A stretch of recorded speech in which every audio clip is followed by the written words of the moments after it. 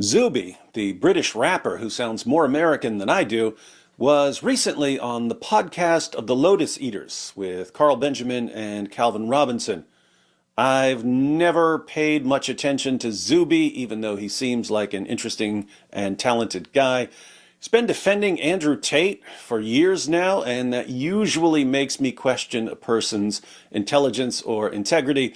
But I can't really question Zuby's intelligence because he's clearly very smart, and it's hard to question his integrity because he seems like a really good guy. So I don't know. Maybe he's just been fed a bunch of terrible information. People aren't perfect. But on the podcast of the Lotus Eaters, Zuby, who's notoriously optimistic, was asked about how positive he can be given the recent trends in the UK. Edward Lonchat says, Zuby brings the kind of positivity we need to get through these next 5 years of Labour. Amen. Well, how positive are you feeling after looking at the way things are going?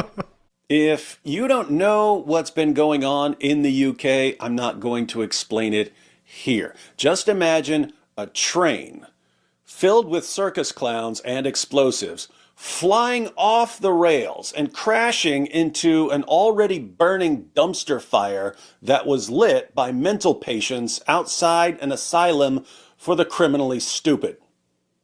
Dude, I left the country 3 years ago. Yeah. And it was very bittersweet. It really was. I didn't want to leave kind of on the terms that I did. But this was 2021. This was when people like myself, who are organic, shall we say, did not want to take a certain something, and we're being massively threatened and saying there might prevent people from traveling and stop people. And I was like, all right, I guess I got to leave now. Zuby was born in the UK. His family spent some time in Saudi Arabia when he was young. He graduated from Oxford University, but he decided to leave a few years ago because he saw where things were heading. Off the rails. So, yeah, I love the UK in many ways, and I've got lots of people here I love. But the country is really on a bad trajectory. I know. It gives me no joy saying that. Like, I'm an optimist by nature. Yeah, I know. And I will say that I don't think things are as bad as they may look on social media. But things are not trending in a positive way. None of the signs are good. Always pay attention to the trajectory. If your country is worse this year than it was last year, and if it was worse last year than it was the year before, and if it was worse the year before than 5 years ago, and worse 5 years ago than 10 years ago, where do you think it's going to be next year? And the year after? And the year after? And 20 years in the future? People are I spend a lot of time in the US, and Americans are very concerned about the US, as is the rest of the world. But I think that maybe just because of the size and scale and wealth and variety of the nation, they're a bit more anti-fragile. Yeah. Whereas in the UK, it's kind of like, if crap goes down, it really goes down, right? There's no Texas you can move to, or Florida, or right. It's in the States. It's like, okay, California might get messed up, but you can bounce without leaving the whole nation. You've got 49 other options. Whereas here, it's kind of like, fair point. The U.S. is big enough and politically and economically diverse enough that if you don't like the trend in one area, you can move to another area. The UK is like that to some extent. There are better and worse areas, but because it's so much smaller, the better areas can be swallowed up much more rapidly. Now for an extremely important question and an absolutely correct answer. How do you think things can turn around? do you want me to give you the most honest answer? Yeah. Hang on. Return to Christ, man. Oh, man. Return to Christ in tradition. People need the faith. Say what you want about Christianity, but for 2,000 years of Christianity, the trend was to keep improving. No matter what problems there were, no matter what disagreements or wars there were, people kept making societies better. At any point, you could look around and see all kinds of troubles.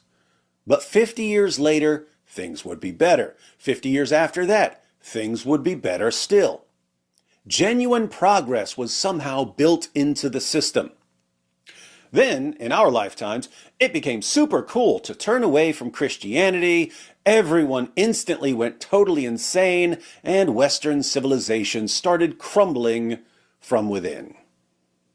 People are here, whether they're consider themselves Christian or not. I saw, Richard Dawkins a few weeks ago. You saw that viral clip where he was complaining about the, churches and cathedrals, some being turned into mosques or being turned into whatever, and this, and he just, I quite like cathedrals and this. It's like, bro, you spent your entire career. Yeah. He spent his entire career under the delusion that if he could just convince millions of people to turn away from Christianity, society would become more rational, more scientific, more virtuous. How's that working out for everyone? You spend your entire career, there's no vacuum. Yeah. Again, there's no power. Something It'll be filled with something will yeah. replace this. You're not going to just whip out people's religiosity and they just believe in nothing. No, they'll believe in the state. They'll believe in politics. They'll believe in leftism, feminism, whatever ism or schism. But it's not going to be neutral. And I think more and more people are starting to wake up to that. But on the deepest level, I think that's what would be needed. Yeah. Get rid of Christianity and something will replace it. Contrary to the delusions of the new atheists, it won't be science. It will be an endless array of ideological time bombs. But Zuby has a question for Carl and Calvin. Can I ask you guys both a question? Yeah, of course. And this is maybe you haven't thought about this before, and I'm not even trying to urge you in either direction. I'm just curious as to what your line is. What would it take for you to leave the UK? How bad would it have to get for you to be like, you know what, I'm taking myself and my family and we're going to go somewhere else? How bad would it have to be? How bad has Great Britain become that the question among British people now is, at what point do we consider the entire nation a lost cause and just leave? We get two answers, which are the two main answers that could be given. I mean, for me personally, it would have to be a direct threat to my children, but then I would probably send them somewhere else because I'd want to stay myself and try and fix the problem. Okay. Carl Benjamin will continue fighting for Great Britain no matter what. He'll make sure his children are someplace safe, but whatever happens, he's not leaving. I haven't talked about it publicly yet, but I am going to leave. I'll talk about it properly on my Common Sense Crusade at 3 p.m. But yes, I am going to leave the UK. Wow. I love this country, but I don't feel safe here anymore. Calvin Robinson is already leaving.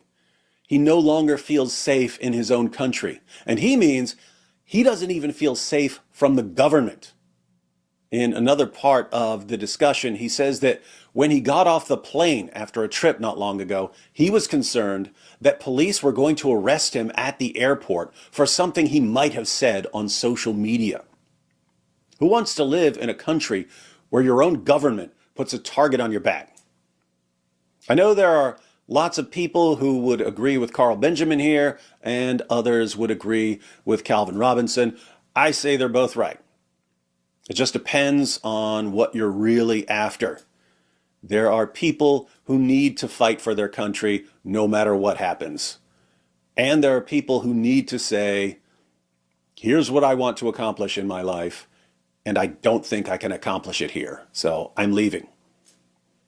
That's what Zuby did.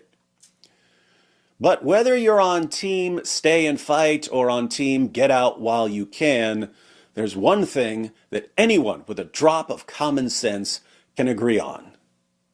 Unless there's a massive Christian revival in Great Britain, Americans are going to have to start making room for a